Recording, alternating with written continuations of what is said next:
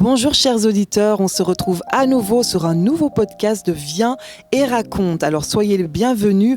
Aujourd'hui nous recevons une invitée très spéciale, c'est maman Émilie. Et alors elle est l'épouse de papa Samuel que nous avons reçu dans un précédent podcast. Bonjour maman Émilie, comment allez-vous ? Bonjour, ça va, ma fille Caroline. Nous sommes très heureux de vous recevoir dans le podcast Viens et raconte. Et aujourd'hui, c'est à votre tour de nous raconter votre version des faits. Mais avant cela, j'aimerais vous présenter en quelques mots, maman. Alors, vous êtes née au Congo-Brazzaville, près du fleuve Congo, et vous êtes la troisième fille d'une fratrie de 5 enfants. Vous avez grandi dans ce village jusqu'à l'âge de 13 ans. Et vous avez vécu un événement qui a marqué votre enfance et qui a bouleversé votre vie jusqu'à aujourd'hui. Alors, maman Émilie, on vous écoute. Racontez-nous votre histoire. Vous voyez, la vie sans Jésus, c'est un désordre. Moi, à 13 ans, j'ai eu 5 messieurs, des prétendants. Vous voyez, 13 ans, pour venir me marier. Quand on me dit qu'il y a quelqu'un qui va venir là, je fuis. Je vais sur la grande sœur de l'autre côté. Alors, c'était comme ça. 5 qui voulaient seulement me prendre au mariage pour rester au village, faire les chants. Jusqu'à ce qu'un jour, nous avions une grande fête chez nous. Cette fête-là, c'était pas la première. Parce que quand il y a une fête, moi, souvent, on me prenait bien habillée, toute bouboule, pour aller remettre la coupe de fleurs à l'homme de Dieu qui venait. C'était une tradition dans cette église. Ce jour-là, on m'a choisi encore. Va te changer, il est bientôt l'heure pour que toi, tu ailles donner la fleur. Entre l'église et notre maison, il y avait un petit pont en planche. Des ponts au village là. Donc en bas, c'est l'eau. Et l'eau, ça va au fleuve. J'arrive sur le pont. Dès que j'ai mis les pieds, j'ai entendu, on dirait que quelqu'un m'a appelé. Mais je ne vois personne. Quand je me suis retournée pour regarder là où j'ai écouté, on dirait une voix, c'est là qu'on m'a pris. Je suis tombée. Sur le pont, je tombe. Je ne sais pas pourquoi, perdu. Je me lève, je monte. Il y avait les mamans qui préparaient à manger pour l'homme de Dieu. Nous, aujourd'hui, on les appelle des mamans sociales. C'était là au moins 3 ou 4 mamans en train de faire à manger. Pardon maman, je vais juste vous demander, vous étiez sur le pont, vous êtes tombée, c'est ça hein ? Sur le pont, je suis Qu'est-ce tombée. Qui s'est passé pour que vous tombiez sur ce pont ? Je suis tombée, mais j'ai perdu connaissance. D'accord. Malgré que j'ai perdu connaissance, mais je me suis levée. Ah bon ? J'ai marché pour monter là où on avait logé le serviteur de Dieu qui est venu. Il s'appelait Diayenda. Alors, quand je suis passée, les mamans là m'ont vu. Je n'ai dit mot à personne, j'étais comme étourdie, partie. Donc, on m'a amenée dans ma chambre à coucher. J'ai pris une robe, la robe elle était un peu jaune. Je me souviens de la couleur parce qu'à 13 ans, j'étais déjà une fille quand même grande. Déjà, comme les papas là voulaient venir me marier parce que j'étais bouboule. Alors, je prends la robe, je mets la robe. Maintenant, je repars parce qu'on m'a dit de faire vite parce que bientôt, on va t'appeler. Au lieu d'aller à l'église, dépasser encore les mamans, aller à l'église, je me suis retrouvée au fleuve Congo, dans une grosse pirogue de mon papa. Il avait une grosse pirogue. Quand j'arrive au fleuve, je devais m'asseoir dans la pirogue, mais en donnant le dos, peut-être au village. Mais je suis allée au coin du bateau, là où il y a le fleuve, là où il y a l'eau. De là, je ne sais pas où est-ce que je suis partie. Qui était dans le bateau avec vous ? Il n'y avait personne. Moi-même, je ne sais pas. Les gens étaient là. Je les voyais pas, je ne les connaissais pas, mais je voyais 3 ombres. D'accord. Qui pagaillaient cette pirogue-là pour m'amener, je ne sais où. Et pendant ce temps, à l'église, on m'attendait. Je ne venais pas. On a posé des questions, on ne savait pas. Moi, même pas 5 minutes, je suis dans la cour, là où je suis passée pour aller à la maison. Les mamans là m'ont vu pleurer, les mains sur la tête. Je pleurais, elles m'ont dit, mais ma fille, pourquoi tu pleures ? Mais elle est passée ici il n'y a pas longtemps. Elle dit aux autres, mais elle est passée là, oui, on a vu. Qu'est-ce que tu viens d'où ? Je ne sais pas. Qu'est-ce qui s'est passé ? Je ne sais pas. Qu'est-ce qu'ils m'ont fait ? Je ne sais pas. Alors, elles m'ont prise dans la main. On a traversé donc le même pont. On est allé jusqu'à dans l'église. Le papa responsable qui est venu en mission a fait arrêter les fanfares. Et il dit, mais tiens, arrêtez le bruit là. Ça, c'est l'enfant qu'on a cherché tout à l'heure, là, qu'on cherchait, non? Oui. Arrêtez-moi ça. Moi, j'arrive. Il m'a pris dans ses mains. On revient dans la cour, là où étaient les mamans, là où on l'avait logé. Il m'amène jusqu'à dans sa chambre. Avant de sortir de l'église, il a demandé où sont les parents de cette fille. Ma maman était là, mon papa, tout le monde était là. Et mon grand frère qui habite en ville était là. Donc, on va dans la chambre, il me pose des questions. Comment tu t'appelles? Moi, je dis, je m'appelle Émilie. Il me dit que j'ai aussi une fille qui s'appelle Émilie. Qu'est-ce qui se passe? Je dis, je ne sais pas. Qu'est-ce qui s'est passé? Je ne sais pas. Il a prié. Il a mis les mains sur la tête, il ouvre son rideau, il dit à mes parents, là où votre fille était partie, ni toi, ni maman, ni papa, personne n'est jamais allé là-bas. C'est très méchant. C'est un mauvais souvenir. Et puis tout le monde entier allait savoir qu'il y a un des venus à Kunjulu. Voilà ce qui s'est passé. C'est moi qu'on allait viser. Non, j'allais dormir ici aujourd'hui, je ne dors plus. Parce que c'est vraiment méchant. Il a prié, il a mis sa bénédiction, il a prophétisé. Il a dit que cette fille ira loin. Là où on l'a menée, personne n'est jamais allé là-bas. Elle va grandir. Elle va travailler. Elle va avoir un mari. Elle va voyager. Et ira loin. Ma fille, tu ne mourras pas. Reste. La main de Dieu est sur toi. Tel que j'ai prié là, elle a dit Amen, Amen. 2 ans après, j'ai quitté le village pour aller vivre en ville. Et en ville, c'est là que j'ai croisé mon mari en 70. Jusqu'aujourd'hui, on est ensemble. À la grâce de Dieu. Amen. Et on a eu 6 enfants avec lui. Nous avons les arrière-petits-enfants. Ils sont 6 déjà aussi. Et c'est par la grâce de Dieu. Donc on peut véritablement dire que la prophétie s'est accomplie, parce que vous l'avez dit vous-même, vous avez pu vous marier, vous avez eu des enfants, des petits-enfants, vous avez voyagé. D'ailleurs, vous êtes en Europe alors que vous étiez à ce moment-là en Afrique. Donc vraiment, cette prophétie a été... s'est accompli et suite à cette période, vous avez fait une véritable rencontre, la plus importante de votre vie, et on aimerait vous entendre sur ce sujet. Alors ma rencontre avec Jésus, c'était que quand ma fille m'avait invité, nous sommes allés à l'invitation, on est revenu, j'ai compris que vraiment c'était la vérité, ce que j'avais entendu. C'était la parole de Dieu que je n'ai jamais entendue avant. Elle nous a parlé des choses que nous, on a fait en cachette, mais elle a mis en nous. C'est comme si elle était avec nous quand on faisait ces choses-là. Moi, j'ai eu peur. Je dis, le Dieu là me connaît. Donc j'étais là. Il fallait que je m'accroche à ce Dieu-là, rentrer en profondeur pour connaître la vérité de qui je suis réellement. Malgré ce que Dieu m'a sauvé, mais je n'ai pas respecté la parole de Dieu. J'ai écouté, mais je n'ai pas mis en pratique. Malgré que ce Dieu-là m'a sauvé la vie, j'étais partie, je suis revenue en vie, c'est que Dieu-là même, il me connaît. Je me suis accrochée. J'ai vu que c'est un Dieu amour.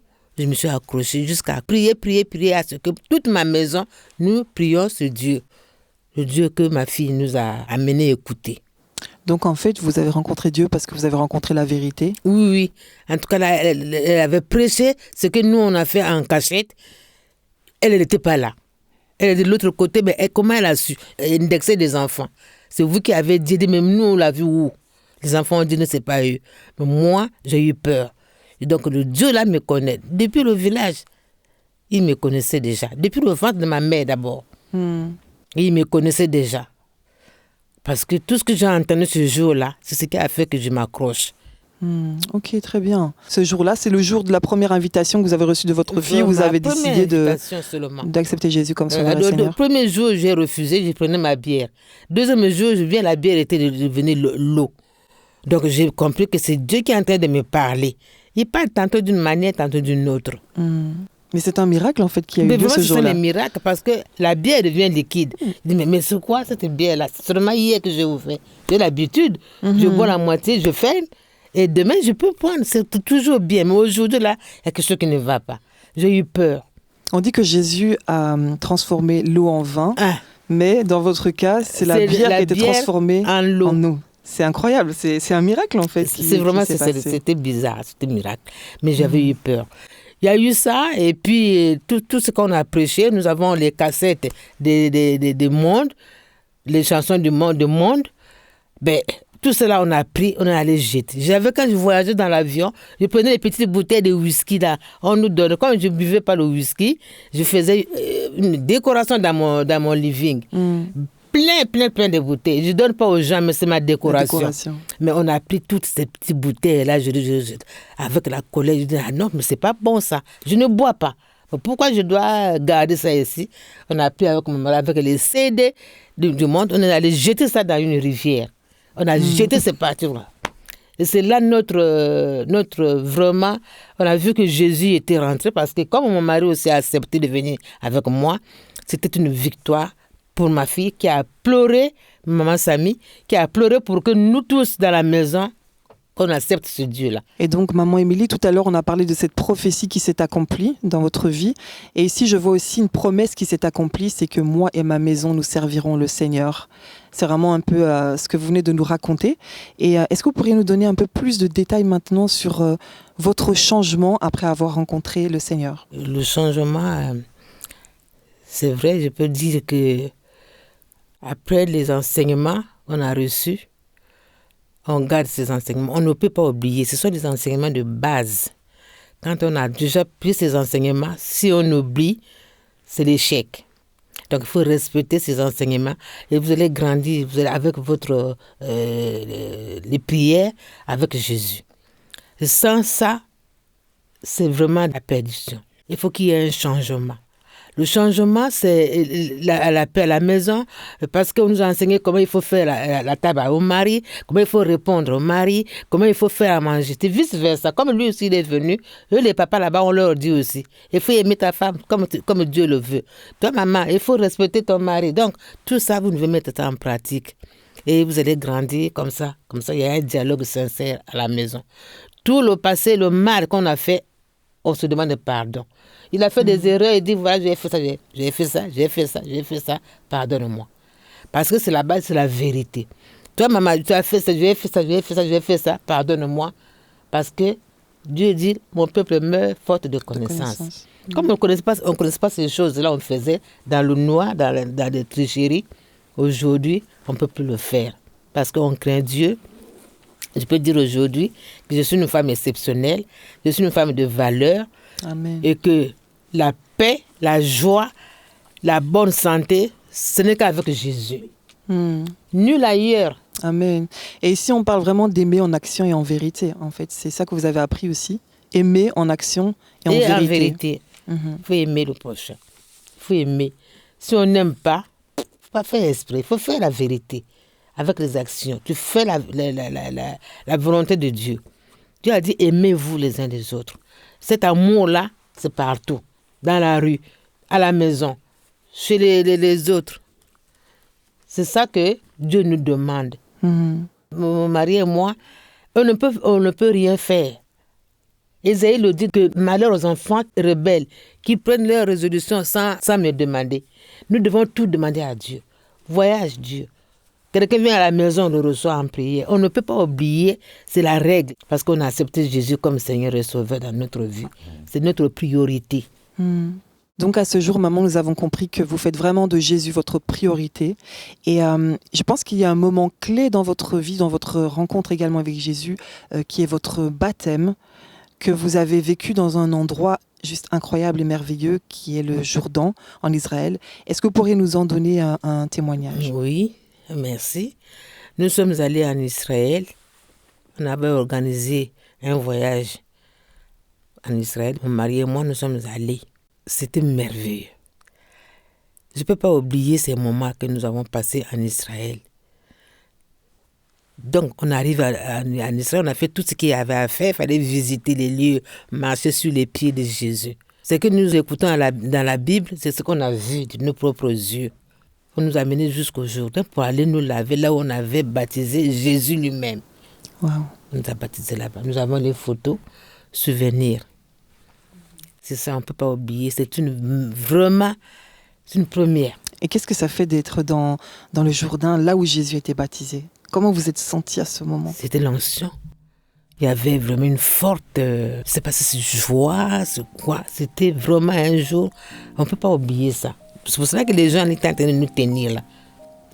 Parce que la présence du Saint-Esprit Oui, il y était avait puissante. le Saint-Esprit qui était descendu. On était nombreux, tout en blanc. Et quand tu regardes les autres là-bas qui sont, leur tour n'est pas encore arrivé, on se dit vraiment, non.